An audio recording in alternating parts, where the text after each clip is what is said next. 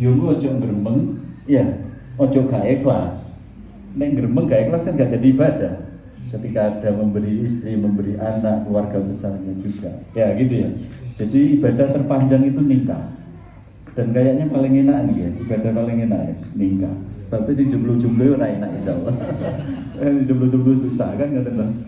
Jadi itu ibadah. Pertama itu. Maka kalau ibadah nanti semua aktivitas rumah tangga itu harus diniati ibadah. Berarti kudu bener, itu satu. Yang kedua, akad nikah itu pakai bahasa apa? Misakon walidu dalam An-Nisa 21. Ada 3 ayat kalau nggak salah itu An-Nisa 21, An-Nisa 154 dan Al-Ahzab ayat 7. Yang An-Nisa 21 itu Allah menggunakan akad nikah pakai misakon walidu. Istilahnya adalah perjanjian yang kuat, perjanjian yang agung gitu ya. Yang Al-Ahzab ayat 7 itu perjanjian para nabi dengan Allah untuk menyampaikan wahyu kepada umat manusia. Itu perjanjian Allah dengan nabi, juga pakai misalkan itu. Yang ketiga itu perjanjian Bani Israel mentaati Allah dengan Tauratnya. Itu juga misalkan itu. Jadi jenengan masuki nanti nikah ini betul-betul akad nikahnya dipertahankan dan untuk niat ibadah dan betul-betul untuk takwa ketaatan kepada Allah. Ini kayak nabi karo Gusti Allah perjanjiannya. Tapi nek gak ngono koyo Bani Israel. Kebalikannya Bani Israel itu suka melanggar perjanjian dengan Allah. Bahkan ada sebagian jadikan perang. Ya. Nah, ini tinggal pilih. Berarti kalau misalkan golidhan ini adalah dilakukan sungguh-sungguh bertanggung jawab, karena saya menyerahkan harus tak pesen betul ini. Kalau tak serahno gak beres kan soro dinyerahkan. Nah, itu harus berusaha perjanjian misalkan golidhan seperti Nabi, komitmen menyebarkan wahyu yang diberikan kepadanya kepada umatnya, komitmen nikah ini untuk ibadah sehingga apapun yang kita lakukan niati karena Allah pasti nanti dengan kebaikan itu menjadi bernilai pahala kayak Nabi dengan Allah. Tapi ini enggak kayak Bani Israel kan gitu aja. Nah oleh karena itu ini diperhatikan, tidak main-main, nikah itu tidak main-main karena nikah itu yang ketika tidak nikah itu dosa besar, ketika hubungan suami istri yang tidak nikah kan betul ya. Tapi kalau sudah suami istri jadi apa? Ibadah besar, bukan ibadah kecil ya, ibadah besar. Karena itu nanti akan melahirkan keturunan dan itu disebut ibadah karena bisa menjaga dari perbuatan yang dilarang oleh Allah. Yang dulunya halal jadi, dulunya haram jadi halal. Nah itu nikah itu begitu luar biasa. Yang kedua, sing angel itu kan membina samawa tadi sing angel. Nah, kalau pesen. Jadi mungkin kita baru kenal beberapa bulan, itu tidak tahu persis karakternya. Saya dengan istri saya sudah tahu persis karakter saya apa, kekurangannya apa, kelebihannya apa. Saya sudah tahu persis. Ketika Allah itu menjodohkan, kalau tidak percaya ibu-ibu yang sudah nikah ini, pasti oh iya tepak generasi ayu. Aku kelebihan A, kekurangan istri saya A, gitu ya, biasanya gitu ya. Kelebihan saya A, kekurangan istri saya A, sehingga A ini bisa klop, gitu ya. Nah itu biasanya Allah sudah menciptakan begitu. Maka nanti jangan samakan istri dengan kita. Bisa jadi kita punya kelebihan, istri kekurangan, kita kekurangan, istrinya punya kelebihan. Jadi saling melengkapi. Makanya di dalam Quran itu dikatakan hunna libasul lakum wa antum libasul lahum, ya. Al-Fatihah 27. Jadi istrimu itu ibarat pakaian dari kamu. Pakaian itu adalah untuk menutupi aurat, untuk menutupi kekurangan. Jadi suami istri harus saling memahami dan kemudian kata kuncinya sabar menerima kekurangan masing-masing. Pak Warno lebih pengalaman daripada saya karena beliau sudah tua dari saya, ya kan? Intinya sabar betul kan, betul Pak ya? Sabar. Jadi kekurangan-kekurangan di antara istri suami itu harus dilayani dengan sabar dan dimaklumi, asal tidak kesalahan yang fatal, ya, asal tidak kesalahan yang fatal. Selama itu wajar kesalahannya, enggak masalah, asal dimaafkan dan diperbaiki. Kunci yang kedua, yang penting mau belajar lebih baik, yang penting dinasihati kebaikan itu mau melakukan, pasti itu nanti jadi lebih baik. Pokoknya aja pekok bahasa Jawa gitu ya. Kalau suami salah ya diingatkan istri mau, istri salah apalagi ya diingatkan suami juga mau. Jadi kalau sama-sama menuju ibadah itu insya Allah ada masalah sebesar apapun akan mudah diselesaikan. Gitu ya, itu pengalaman saya dulu. Yang ketiga, karena saya ini memasrahkan harus saya sampaikan, yaitu wa ashiruhunna bil ma'ruf.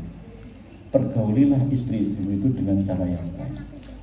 Biasanya nek anak cerewet itu sing cerewet bapaknya apa ibu ibu kan ini anak saya cepat jawab sebagai pengalaman. Ini ada ibunya. Jadi nek apa namanya anak itu nyontoh orang tuanya kan begitu. Makanya apa namanya pergauli dengan cara yang baik, tutur kata yang berusaha lemah lembut, ya kan? Saya ingat itu kan, waktu qaulan layyinan, Nabi Musa sama saudaranya Harun itu suruh berbicara sama Fir'aun saja harus qaulan layyinan, apalagi sama anak istri kita. Ini omongannya gampang Bu, cuma prakteknya angel ya.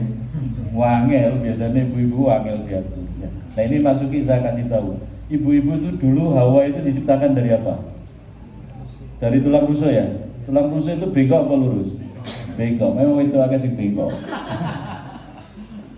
Orang perempuan itu banyak yang bengkok, tapi karena terbuat dari tulang, meluruskannya harus hati-hati, pelan-pelan.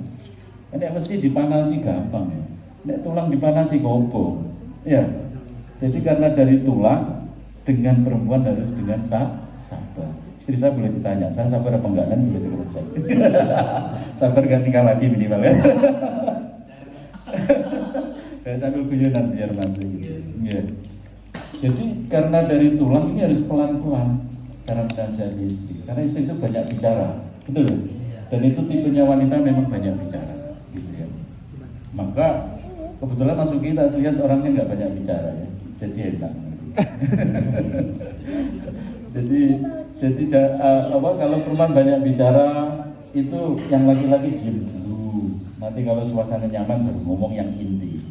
Dan ibu-ibu itu rasa diajak ngomong hal-hal yang serius. Kok bisnis besar utangnya kayak ngomong bojone kaget tuh bojone. Ya. Terus rasa diomongno hal yang serius ya. Sing serius itu dipikir laki-laki, urusan gede. Ibu-ibu wis donga wae. Gitu aja ya. Gitu aja. Karena biasanya ibu-ibu kalau enggak ngerti itu malah nanti jadi dawa urusannya gitu ya. Ini juga penting, sepele tapi penting kan. Nah, jadi wa ashiruhunna bil ma'ruf. Karena tidak boleh panjang-panjang, saya akan perpendek. yang berikutnya ini penting. Nikah itu sebetulnya adalah bukan menyatukan dua mempelai saja, tapi nikah itu membangun silaturahim dua keluarga besar. Keluarga besar Bapak Wartono dengan keluarga besar Bapak Rudi Dirmansyah. Oleh karena itu saya berpesan nggak bisa karena nanti insya Allah di sini, insya Allah di Malang kan pasti pasaran gak dikembali benar gitu. Insya Allah di Malang di sini nanti jadilah bagian dari keluarga besar Masuki atau Bapak Rudi Dirmansyah itu juz'un minal ilat, laisa juz'un minal muskilat. Kalau bisa menjadi bagian yang membantu menyelesaikan problem di keluarga besar, bukan jadi masalah, bukan jadi beban kan gitu ya. Tapi jadi yang lebih bermanfaat di keluarga besar itu, sehingga harus bisa menjaga diri, ngerti diri, tahu diri dan sebagainya, yang nanti bisa menjadi menambah solusi barokah keluarga besar di sini. Sekaligus bisa serawung bisa bersilaturahim, berinteraksi dengan keluarga besar, dengan bisa baik dengan keluarga besarnya Masuki. Itu sebenarnya nikah itu begitu. Kenapa nikah itu kalau bisa kok dengan orang yang jauh? Wes bener iki Kudus Malang atur. Ya. Oh, jangan dengan sepupunya sendiri walaupun halal ya, boleh ya. Kalau bisa dengan orang jauh supaya keturunannya lebih baik dan persaudaraannya lebih banyak. Nanti kan begitu ya. Nah, itu maksudnya. Jadi nanti kunci rumah tangga itu kalau Mbak Lisa tenang di rumah, pengertiannya ayem, ya kan? Itu rumah tangga jadi enak. Karena kuncinya itu di ibu-ibu sebenarnya.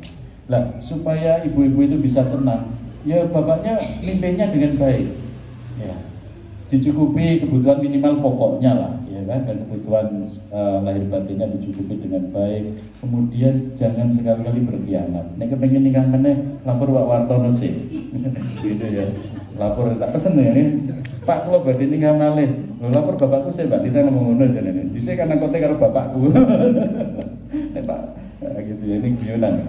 Tapi enak satu Pak ya, enak satu ya. Tidak tahu dan masuki kalau nanti punya lebih dari satu alat. Mudah-mudahan tidak, satu cukup mudah-mudahan ya. Baik, jadi itu pesan-pesan kami menyerahkan. Dan terakhir saya minta satu pesan, ajaklah Mbak Lisa ini ke surga, bahagiakan dunia akhirat. Jadi ini apa nenek Jawa, wong wedok itu surga nunut, neraka katut. Bener itu. Kalau suami ini misalnya mencari nafkah dari yang haram, kan neraka ketut itu, ya. Kalau suami ini misalnya cari yang halal, menikmati istri yang menikmati juga swarga katut, ya kan? Warga nunut ya, warga nunut. Nah, oleh karena itu pesan terakhir, carilah rezeki yang halal.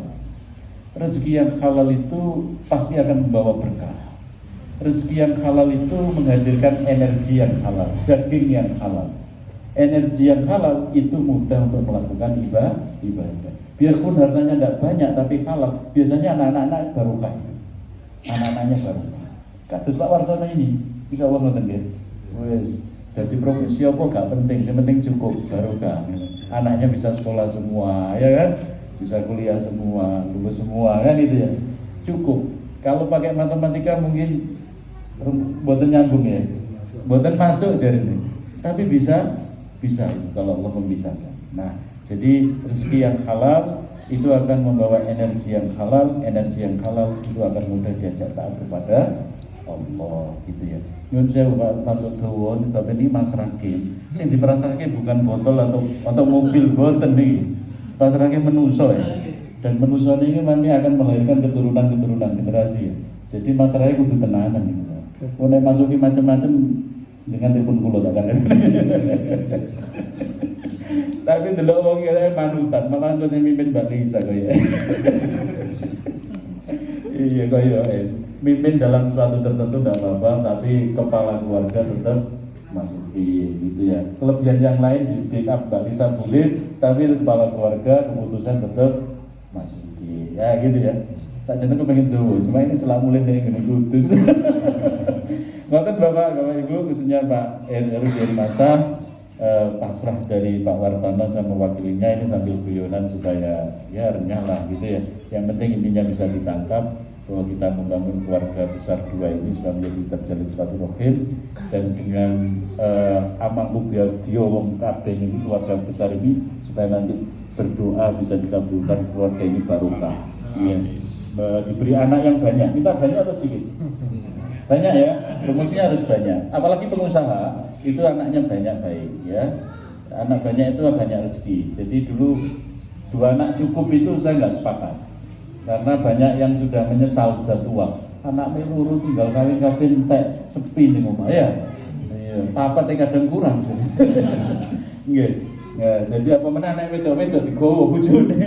Nggih. Nah, jadi banyak anak tidak apa-apa, yang penting nanti dididik dengan baik, karena Rasulullah juga bangga anak yang banyak ya. Dengan anak yang banyak itu investasi menjadi anak soleh-solehah, kita akan menjadi lebih baik di dunia akhirat.